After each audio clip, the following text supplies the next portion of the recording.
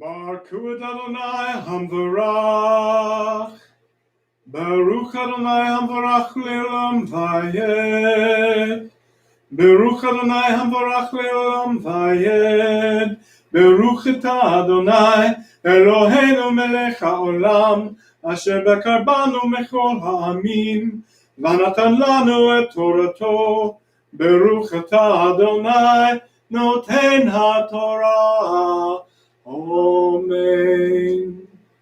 Bless the Lord, the Blessed One. Blessed is the Lord, the Blessed One, for all eternity. Blessed are you, O Lord, our God, King of the universe, who has chosen us from all peoples and has given us his Torah. Blessed are you, O Lord, giver of the Torah. Amen.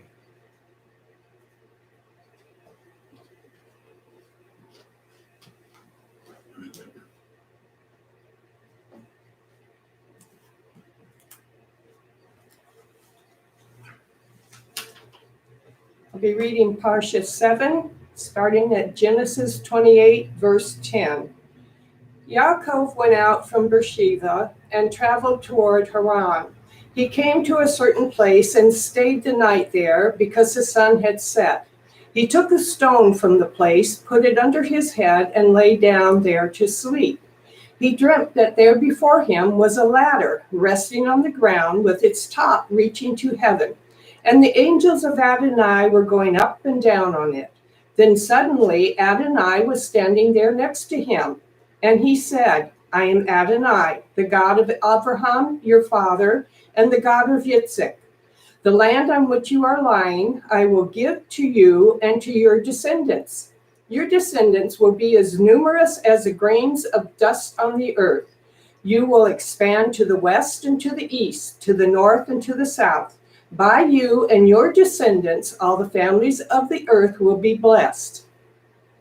Look, I am with you. I will guard you wherever you go, and I will bring you back into this land, because I won't leave you until I have done what I have promised you. Yaakov awoke from his sleep and said, Truly, Adonai is in this place, and I didn't know it. Then he became afraid and said, This place is fearsome. This has to be the house of God. This is the gate of heaven. Yaakov got up early in the morning, took the stone he had put under his head, set it up as a standing stone, poured olive oil on its top, and named the place Beth El. But the town had originally been called Luz. Yaakov took this vow, if God will be with me and will guard me on this road that I am traveling, giving me bread to eat and clothes to wear, so that I return to my father's house in peace, then Adonai will be my God. And this stone, which I have set up as a standing stone, will be God's house. And of everything you give me, I will faithfully return 1/10 to you. Continuing his journey, Yaakov came to the land of the people of the east. As he looked, he saw a well in a field, and there were 3 flocks of sheep lying there next to it, because they watered the sheep from the well. The stone on the well's mouth was large, and only when all the flocks had gathered there would they roll the stone away from the opening of the well and water the sheep. Then they would put the stone back in its place on the well's opening. Yaakov said to them, My brothers, where are you from? They answered, We're from Haran. He asked them, Do you know Lavan, the son of Nahor? They said, We do. He asked them, Are things well with him? Yes, they answered. And here comes his daughter Rachel with the sheep. He said, Look, there's plenty of daylight left, and it isn't time to bring the animals home. So water the sheep, then go and put them out to pasture. They answered, We can't. Not until all the flocks have been gathered together. And they rolled the stone away from the opening of the well. That's when we water the sheep. While he was still speaking with them, Rachel came with her father's sheep because she took care of them.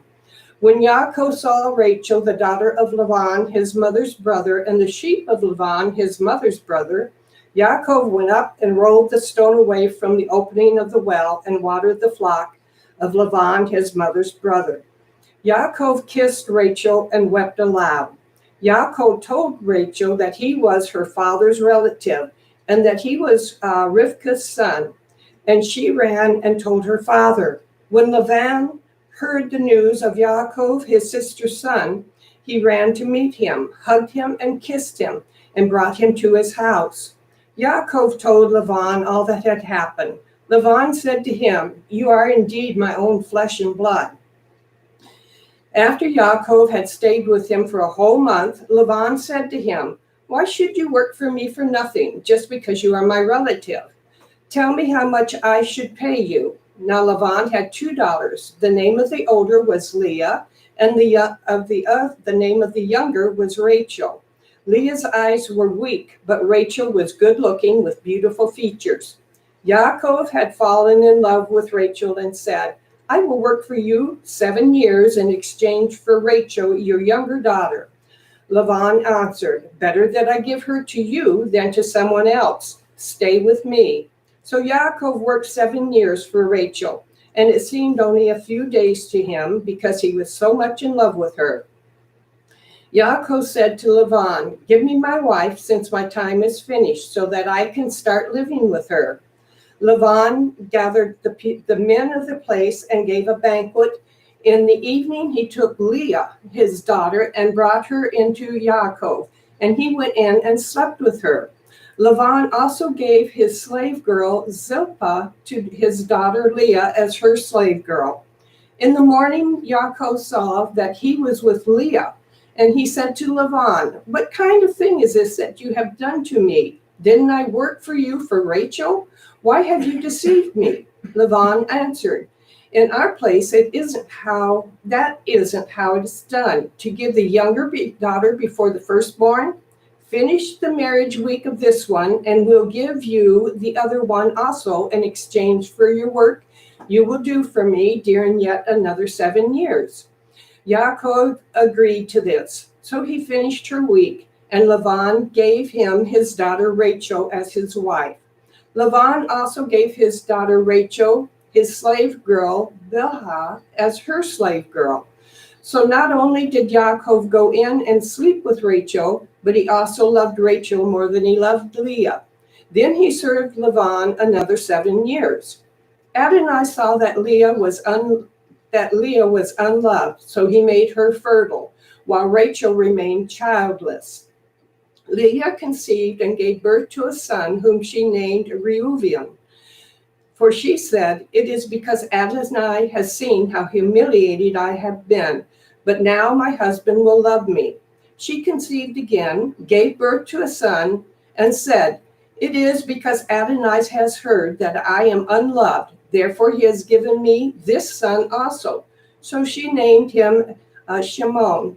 Once more she conceived and had a son, and she said, "Now this time my husband will be joined to me because I have borne him 3 sons."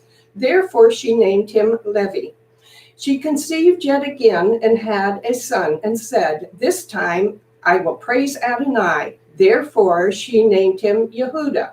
Then she stopped having children.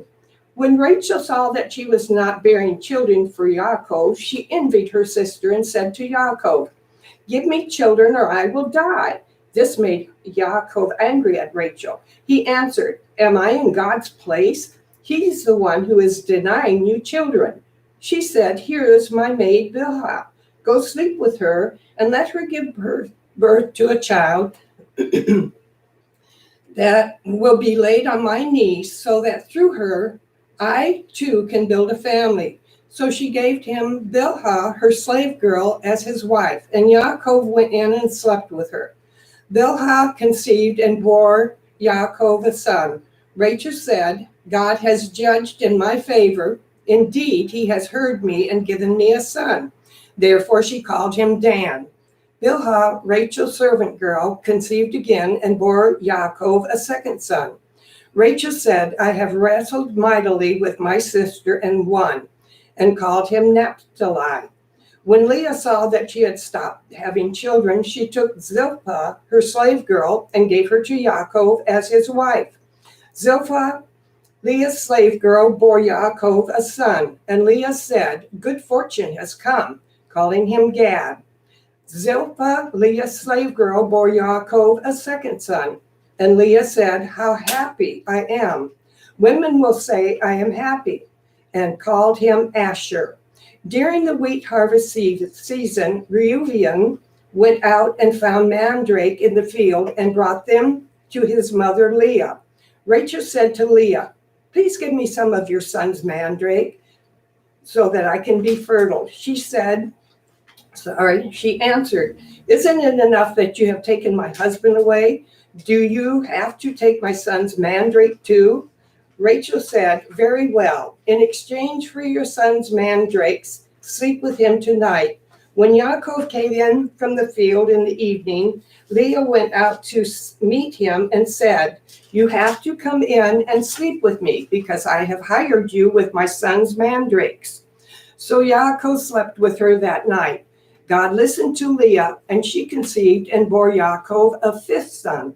Leah said, "God has given me my hire because I gave my slave girl to my husband." So she called him Yishkar. Leah conceived again and bore a sixth son to Yaakov. Leah said, "God has given me a wonderful gift. Now at last my husband will live with me since I have borne him six sons." And she called him Zebulun. After this, she gave birth to a daughter and named her Dinah. Then God took note of Rachel, heeded her prayer, and made her fertile. She conceived, had a son, and said, "God has taken away my disgrace." She called him Joseph, saying, "May Adonai add to me another son." After Rachel had given birth to Joseph, Yaakov said to Laban, "Send me on my way so that I can return to my own place, to my own country.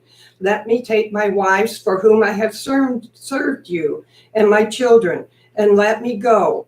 You know very well how faithfully I have served you." Laban answered him, "If you regard me favorably, then please listen. I have observed the signs that Adonai has blessed me on account of you. Name your wages," he said. "I will pay them." Yaakov replied, "You know how faithfully I have served you and how your livestock have prospered under my care. The few you had before I came have increased substantially. Adonai has blessed you wherever I went. But now, when will I provide for my own household?" Laban said, "What should I give you?" "Nothing," answered Yaakov. "Just do this one thing for me. Once more I will pass through your flock and take care of it. I will also go through the flock and pick out every speckled, spotted, or brown sheep, and every speckled or spotted goat. These and their offspring will be my wages, and I will let my integrity stand as witness against me in the future when you come to look over the animals constituting my wages. Every goat that isn't speckled or spotted, and every sheep that isn't brown will count as stolen by me." Laban replied, "As you have said, so be it." That day Laban removed the male goats that were streaked or spotted, and all the female goats that were speckled or spotted, every one with white on it, and all the brown sheep, turned them over to his sons, and put 3 days' distance between him and Yaakov. Yaakov fed the rest of Laban's flocks. Yaakov took fresh cut branches from poplar, almond, and plane trees, and made white streaks on them by peeling off the bark. Then he set the rods he had peeled upright in the watering troughs, so that the animals would see them when they came to drink. And since they bred when they came to drink, the animals mated in sight of the rods and gave birth to streaked, speckled, and spotted young. Yaakov divided the lambs and had the animals mate with the streaked and the brown in the flock of Laban. He also kept his own livestock separate and did not have them mixed with Laban's stock. Whenever the hardier animals came into heat, Yaakov would set up the rods in the watering troughs so that the animals would see them and conceive in front of them. But he didn't set up the rods in front of the weaker animals. Thus the more feeble were Laban's and the stronger Yaakov's. In this way, the man became very rich and had large flocks, along with male and female slaves, camels, and donkeys. But then he heard what Laban's sons were saying. Yaakov has taken away everything that our father once had. It's from what used to belong to our father that he has gotten so rich. He also saw that Laban regarded him differently than before. Adonai said to Yaakov, return to the land of your ancestors, to your kinsmen. I will be with you. So Yaakov sent for Rachel and Leah, and had them come to the field where his flock was. He said to them, I see by the way your father looks that he feels differently towards me than before. But the God of my father has been with me. You know that I have served your father with all my strength, and that your father has belittled me and has changed my wages 10 times. But God did not allow him to do me any damage. If he said the speckled will be your wages, then all the animals gave birth to speckled young. And if he said the streaked will be your wages, then all the animals gave birth to streaked young. This is how God has taken away your father's animals and given them to me. Once when the animals were mating, I had a dream. I looked up, and there in front of me, the male goats which mated with the females were streaked, speckled, and molded. Then in the dream, the angel of God said to me, Yaakov. And I replied, Here I am. He continued, Raise your eyes now and look. All the male goats mating with the females are streaked, speckled, and molted. For I have seen everything Laban has been doing to you. I am the God of Bet-El, where you anointed the standing stone with oil, where you vowed your vow to me. Now get up, get out of this land, and return to the land where you were born. Rachel and Leah answered him, We no longer have any inheritance from our father's possessions, and he considers us foreigners since he has sold us. Moreover, he has consumed everything he received in exchange for us. Nevertheless, the wealth which God has taken away from our father has become ours and our children's anyway. So whatever God has told you to do, do. Then Yaakov got up, put his sons and wives on the camels, and carried off all his livestock, along with all the riches he had accumulated. The livestock in his possession, which he had acquired in Padan Aram, to go to Yitzhak his father in the land of Canaan. Now Laban had gone to shear his sheep, so Rachel stole the household idols that belonged to her father. And Yaakov outwitted Laban the Arami by not telling him of his intending flight. So he fled with everything he had. He departed, crossed the river, and set out for the hill country of Gilead. Not until the third day was Laban told that Yaakov had fled. Laban took his kinsmen with him and spent the next 7 days pursuing Yaakov, overtaking him in the hill country of Gilead. But God came to Laban the Arami in a dream that night and said, Be careful that you don't say anything to Yaakov, either good or bad. When Laban caught up with Yaakov, Yaakov had set up camp in the hill country, so Laban and his kinsmen set up camp in the hill country of Gilead. Laban said to Yaakov, What do you mean by deceiving me and carrying off my daughters as if they were captives taken in war? Why did you flee in secret and deceive me and not tell me? I would have sent you off with joy and singing to the music of the tambourines and lyres. You didn't even let me kiss my sons and daughters goodbye. What a stupid thing to do. I have it in my power to do you harm. But the God of your father spoke to me last night and said, Be careful that you don't say anything to Yaakov, either good or bad. Granted that you have to leave because you long so deeply for your father's house. But why did you steal my gods? Yaakov answered Laban, Because I was afraid. I said, Suppose you take your daughters away from me by force. But if you find your gods with someone, that person will not remain alive. So with our kinsmen to witness, if you spot anything that I have which belongs to you, take it back. Yaakov did not know that Rachel had stolen them. Laban went into Yaakov's tent, then into Leah's tent, and into the tent of the two slave girls, but he did not find them. He left Leah's tent and entered Rachel's tent. Now Rachel had taken the household gods, put them in the saddle of the camel, and was sitting on them. Laban felt all around the tent, but did not find them. She said to her father, "Please don't be angry that I'm not getting up in your presence, because it is the time of my period." So he searched, but he didn't find the household gods. Then Yaakov became angry and started arguing with Laban. "What have I done wrong?" he demanded. "What is my offense that you have come after me in hot pursuit? You have felt around in all my stuff, but what have you found of all your household goods? Put it here in front of my kinsmen and yours, so that they can render judgment between the two of us. I have been with you for these 20 years. Your female sheep and goat haven't aborted their young, and I haven't eaten the male animals of your flock. If one of your flock was destroyed by a wild animal, I didn't bring the carcass to you, but bore the loss myself. You demanded that I compensate you for any animal stolen, whether by day or by night.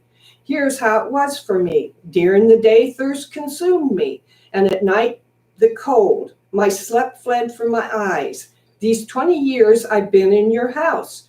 I served you 14 years for your 2 daughters and 6 years for your flock, and you changed my wages 10 times.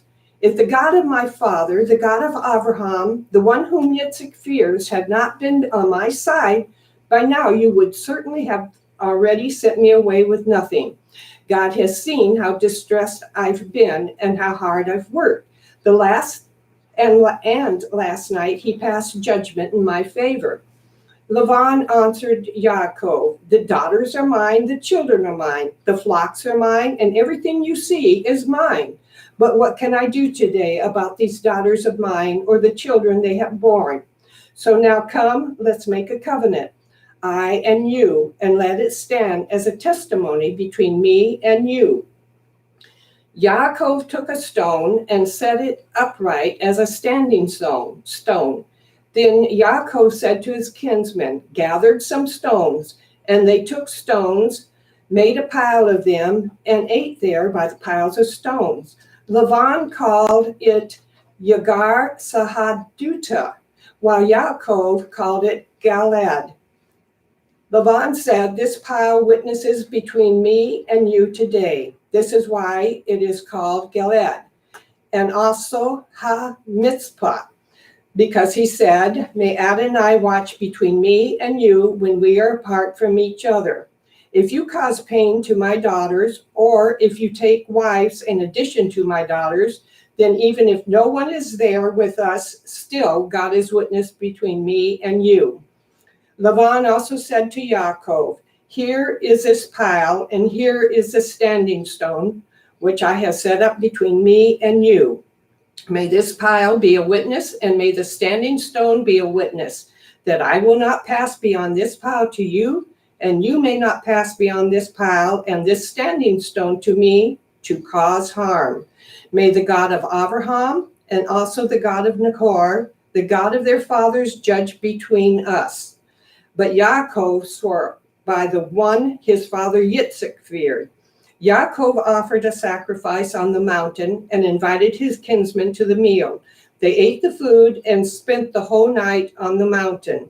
Early in the morning, Laban got up, kissed his sons and daughters, and blessed them. Then Laban left and returned to his own place.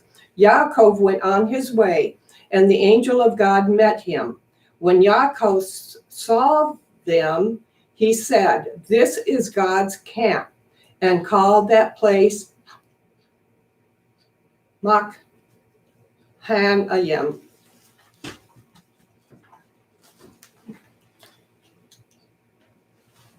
Baruch atah Adonai, Eloheinu melech haolam, asher natan lanu Torah emet, v'chaya olam nata batukenu.